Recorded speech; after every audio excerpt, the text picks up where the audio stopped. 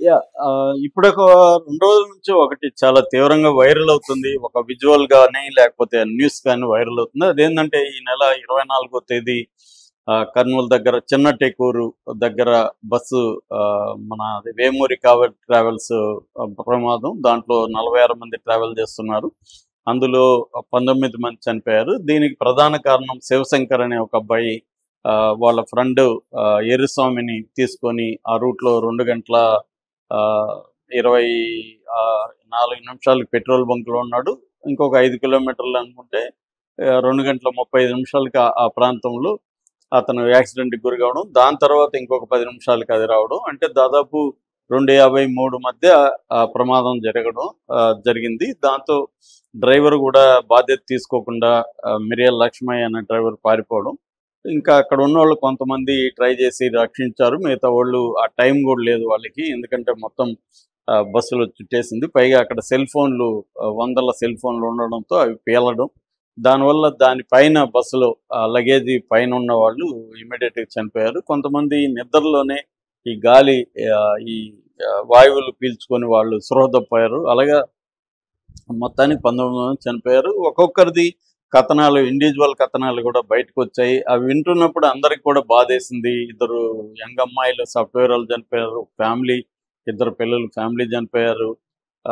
రకరకాలుగా ఇంకా వాళ్ళ స్టోరీలు, తల్లి, కూతురు చనిపోయారు. ఇలాగా వచ్చినప్పుడు చాలా మందికి కనెక్ట్ అయ్యారు. బాధయ్యారు. అరే! ఎందుకు జరిగిందన్నారు, చర్చించారు. ఇవన్నీ జరిగాయి. ఇవన్నీ జరిగినాక ఇంకా ఒక స్టోరీ బయటకొచ్చింది. శివశంకర్ ఎందుకు వెళ్ళాడు అక్కడ? ఎర్రిస్వామి రోల్ ఏంటి? ఇవన్నీ బయటకొచ్చాయి. డ్రైవర్ రోల్ ఏంటి? ఆ బస్సుకు సంబంధించి కూడా బస్సులో అసలు పర్మిషన్ లేవు దీనికి. ముఖ్యంగా అది స్లీపర్ కాదు. దాన్ని పర్మిషన్ తీసుకునిందేమో సీటింగ్ అని దాన్ని స్లీపర్‌గా కన్వర్ట్ చేశారని. పైగా అది డయ్యూడామన్‌లో రిజిస్ట్రేషన్ నంబర్ ఉంది. దాన్ని ఒరిస్సాలో రాయగఢ్‌లో చేశారు. అది ఇంకా రాలేదు నంబరు. ఈ లోపల ఇది వాడుతున్నారు.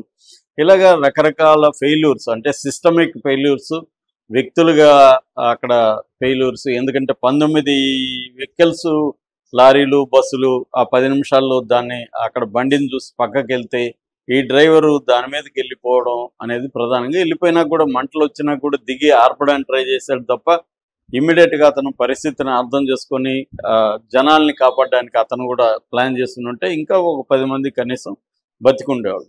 సో, ఇట్లా ఒక సిస్టమ్స్ ఎలా ఫెయిల్యూర్ అవుతున్నాయి, కరప్షన్ ఎలా ఉంటది, ఆ తర్వాత ప్రయాణికుల బిహేవియర్‌ల పట్ల కూడా డిస్కషన్‌లొచ్చాయి. మనం కూడా స్పీడ్‌గా బొమ్మనడం, మనమేం పట్టించుకోకపోవడం, ఇలాగ అంతా ఉంటాయి. మామూలుగా ఇప్పుడు ఫ్లైట్‌లయితే ముందే చెప్తారు. ఒకవేళ ప్రమాదం జరిగితే ఎలా ఎస్కేప్ అవ్వాలి, ఎక్కడ ఏమేమి చేయాలి. దీంట్లో అసలు ఎక్కడేముందో తెలీదు. మనం అందరం నేను కూడా చాలా సార్లు ఎక్కాను. నేను కూడా ఎప్పుడు ఆహ్, ఎగ్జిట్ ఎక్కడుంది ఏమీ చూసుకోలేదు. మనం ఏదో ఎక్కడం, నిద్రపోవడం, తర్వాత ఆపినప్పుడు దిగడం తప్ప ఇలాగా అంటే మనము బాధ్యత రహితంగా ఉన్నాము. మేనేజ్‌మెంట్ అలాగే ఉంది. సిస్టమ్స్ అలాగే ఉన్నాయి. రోడ్డు కండిషన్స్ బాలేవు. అక్కడ లైటింగ్ సరిగ్గా లేదు. నేషనల్ హైవే ఇలాగా మల్టిపుల్ ఫెయిల్యూర్స్ కనబడుతున్నాయి. దీని మీద చర్చలంతా జరిగాయి. అయితే ఇప్పుడేమైందంటే ఒక విజువల్ వీటన్నిటిని మించి ఒక విజువల్ అందరినీ ఒక రకమైన హేట్‌కి, రెండోది షాక్‌కి గురి చేశాయి.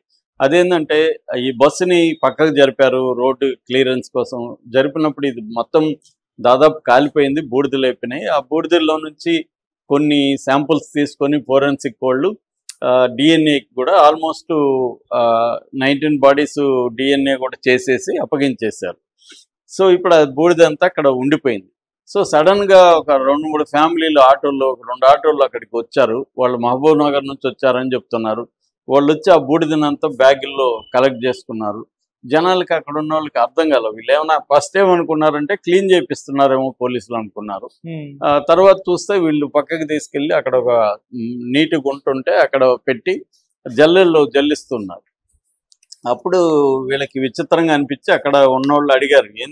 ఏం చేస్తున్నారంటే, అదే సార్ వాళ్ళ మీద నగలు అవి ఉండుంటాయి కదా! అవన్నీ కరిగిపోయుంటాయి. దాంట్లో ఉందేమో అని మేము వచ్చాము అని చెప్పారు. దాంట్లో విన్నోళ్ళు షాక్ అయ్యారు. వీళ్ళు ఎవర్రా మీరు?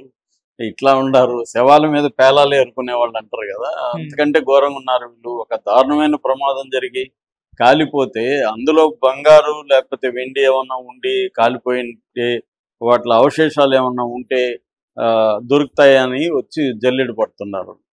ఇది షాక్‌కి గురి చేసి దీన్ని ఎలా అర్థం చేసుకోవాలి? కాకపోతే ఏందంటే హ్యూమన్ నేచర్ అంతే. హ్యూమన్ నేచర్ ఏందంటే గ్రీడ్ అనేది మనకి నరనరాన ఉంటది. రెండోది వీళ్ళ అవసరాలు ఉండొచ్చు.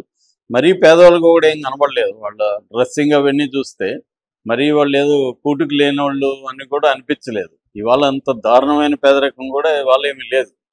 మినిమమ్ గవర్నమెంట్ ఏదో సపోర్ట్ సిస్టమ్స్ ఉన్నాయి ఇవాళ. ఉండి కూడా ఇక్కడ గ్రీడే ప్రధానంగా పనిచేస్తుందని చెప్తారు. మనకి చాలా చోట్ల కూడా ఇది చూడొచ్చు. మనం ఇంతకుముందు కూడా ఇదేం కొత్త కాదు. World war, first world war, second world వార్‌లో కూడా శవాల దగ్గర ఉన్నవి ఏరుకోవడానికి జనాలు ట్రై చేయడం కనబడుతుంది. సెకండ్ వరల్డ్ వార్‌లో కొన్ని షిప్పులు మునిగిపోయినప్పుడు చాలామంది ఆ షిప్పుల్లో గోల్డ్ అవి ఉంటే దాంట్లో వెళ్ళి ఆ గోల్డ్ పట్టుకురావడం, వీటి మీద అంతా డాక్యుమెంటరీ ఫిల్మ్స్ కూడా వచ్చాయన్నమాట.